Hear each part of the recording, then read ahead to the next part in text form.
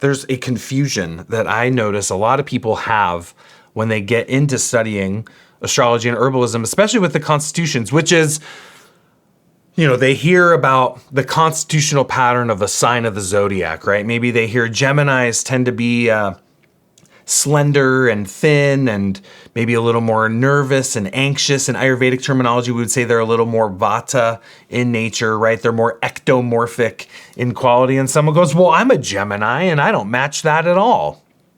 I'm not that way at all. That's not my constitution. This whole system must be bunk, they say, right? And well, the key problem with that is that your sun sign is not your constitution. Okay, we have this kind of thinking a lot in the West where we think that everything in astrology really orients around the sun. And while in some ways it's true, right? Because it's the gravitational center of our solar system, right? So it does kind of make sense that it is at the center, but there's a lot of other players going on here with astrology. And while the sun, of course, is important, all the other planets are important too. And all the signs are important. But the sun sign is not necessarily your constitution. There are some instances where the sun and the sign it's tenanting might play a little bit more of an importance for the constitution in a man. And the moon sign might play a little bit more of a constitutional importance for a woman. But that's like quite low, I would say, on the list of areas to check to kind of determine the constitution of a person through the astrological chart. So your sun sign is not your constitution. There are other areas of the chart that are a bit more important to look at when deciphering your constitution. And I would say that the most important area of the chart to start at is the rising sign.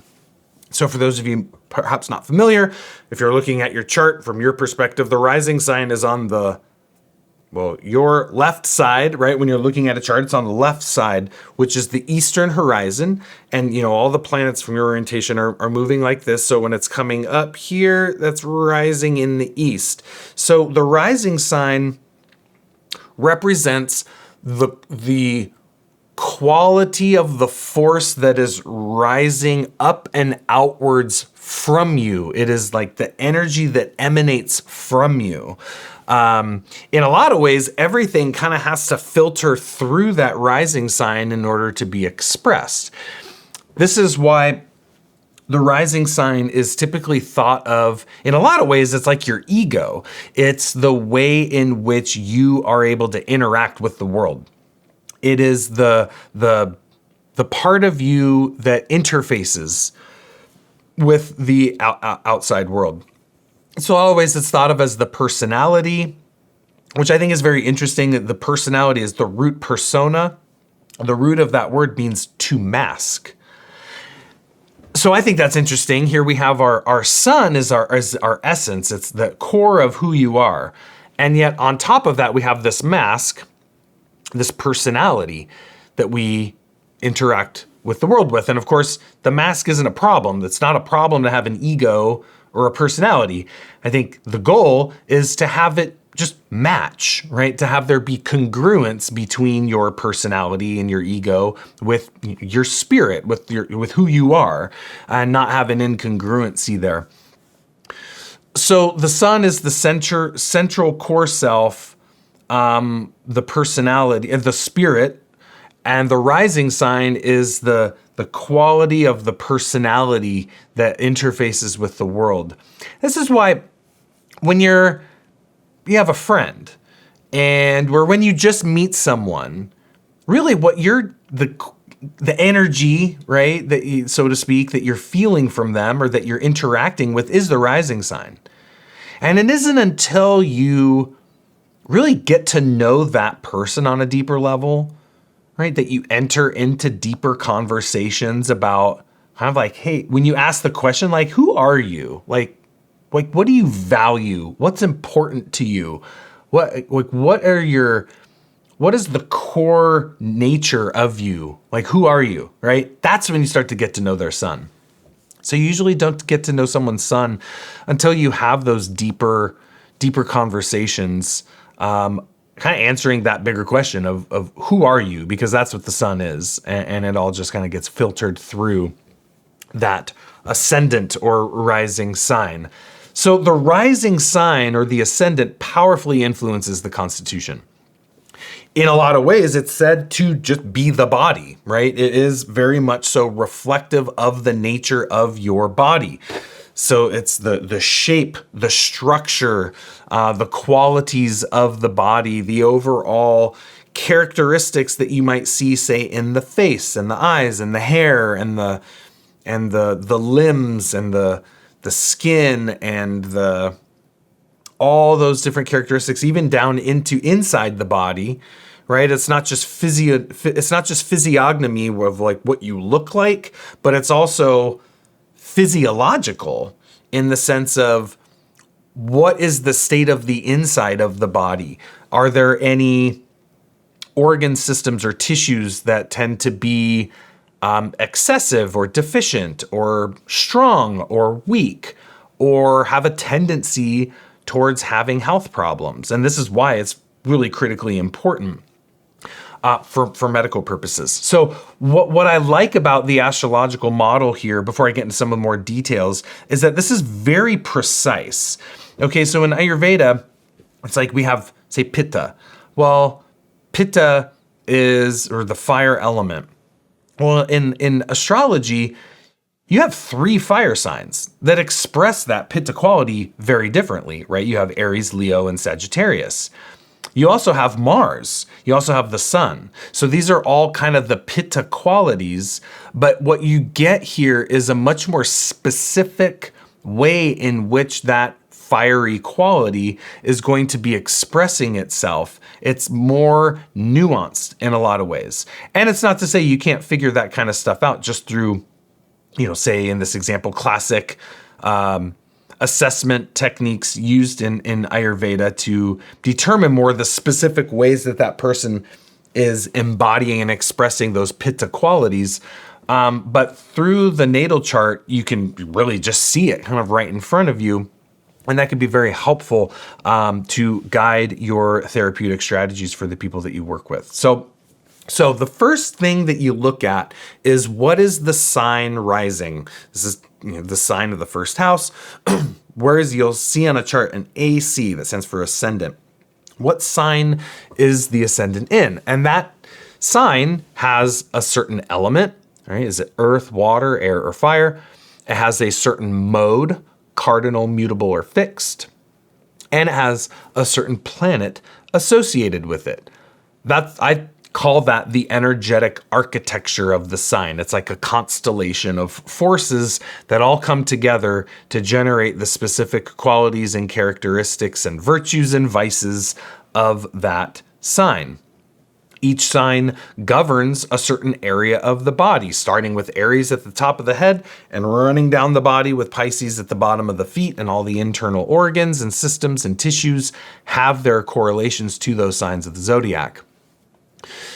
So you look to the architecture of that sign, and that gives you a lot of clues as to the constitutional nature of that person.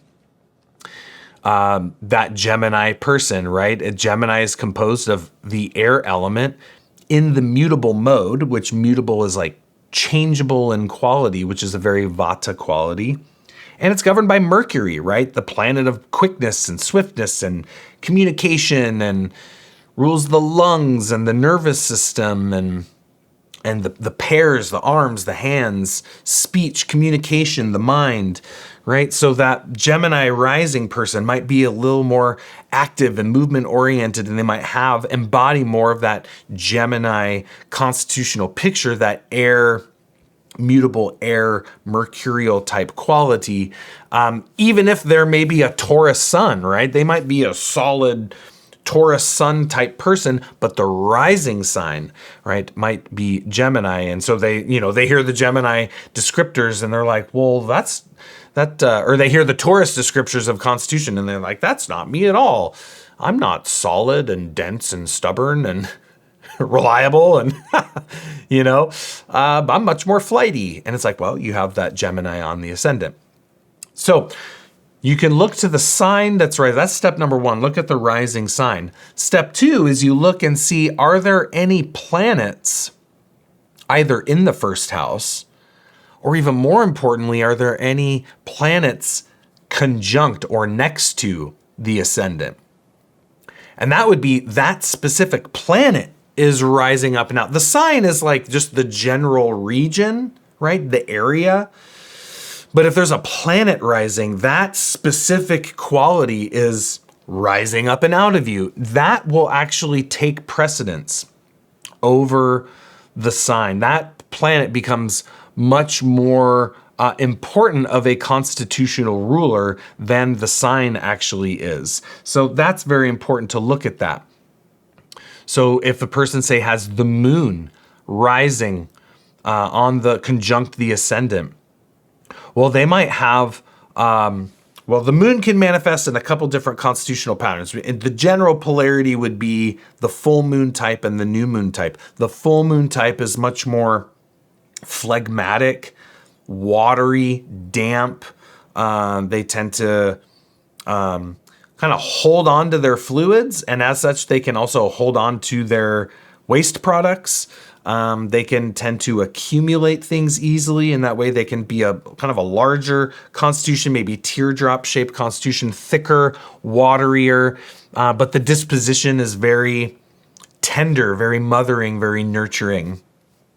The opposite is the new moon type, right? Which is, if we think of the new moon, what's the nature of the new moon? Well, it's invisible, it's disappeared. And so the new moon constitutions, they're going to be kind of the opposite. More thin, slender, very reserved, very quiet, very internal, right? Very in their own kind of imaginary world, right? They're the kind of they like to just read their books or do their quiet art. They're very quiet, reserved, but they can be slender, thin, anxious, nervous, much more of a Vata type. So the full moon type is more Kapha. The new moon type is more Vata in nature. So you might see that.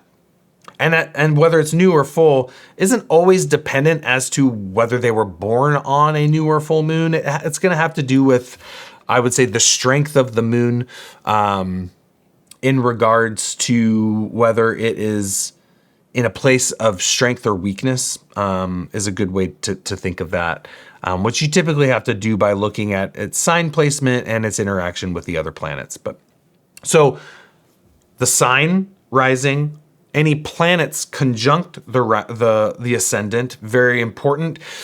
If you don't have any planets conjunct the ascendant and you just have that rising sign, one way that you can get more information is to think, what is the planet that rules that sign? So in that example, we had a Gemini rising. Well, Gemini is ruled by Mercury. Well, now what you can do is look, where is Mercury in the chart? Because by correspondence, there's going to be a little dotted line there that connects the placement of that Mercury back to the ascendant. And in some instances, that the sign that the Mercury in the chart is tenanting, that sign actually might be more of the constitutional ruler. So we were talking about Gemini and Mercury. Maybe someone has Gemini rising and they're like, I don't fit that picture at all. I'm not thin and slender and anxious and nervous and talkative all the time and this, that, and the other. I'm more solid than that, right? Well, maybe you look and, oh, Mercury is in, say, an earth sign like Taurus, or maybe it's in an earth sign like Virgo, which would be a pretty strong placement for that Mercury because Mercury also rules Virgo, but Virgo's an earth sign. And so what you might see is the constitutional nature is of the sign that the planet ruling the ascendant is tenanting, right? So if you got Cancer rising, you would say the moon rules Cancer. Well, where's the moon? Well, maybe the moon is in Sagittarius, and they might have more of a Sagittarius type constitution. So it's not always the rising sign that gives you that qualities. It actually might be the sign that its ruling planet is in. So that's another trick that you can use, but you can see that it's really the rising sign is like the doorway. It's the key. It's like what to look at And then you see, oh, is that planet in a place of weakness? Is it in a place of strength, right? Is it, if you have, say, Aries rising, which is ruled by Mars, say, is in Capricorn. Well, Mars is in its sign of exaltation in Capricorn. Mars really likes to be in Capricorn, right? Because Capricorn is like, wants to work, it wants to climb the mountain, it wants to achieve something great. And Mars gives the energy that it needs to do that, right? It wants to climb up to the top of that mountain. So Mars is very happy there. That's a strong placement for Mars. In another example, we could say Aries rising. Mars rules Aries. What if Aries is in Libra? That's a sign of detriment because Aries and Libra oppose one another. And so that would be maybe a little bit of a weaker placement for Mars. And I would say in that case, less likely. Of course, there's lots of dynamics to look at in a chart, but less likely for the constitutional pattern to be of that sign because there's a little bit of almost like not a conflict, but there's a incongruency between the qualities of Mars and Libra, where it's less likely for that to be impressing itself upon the constitution.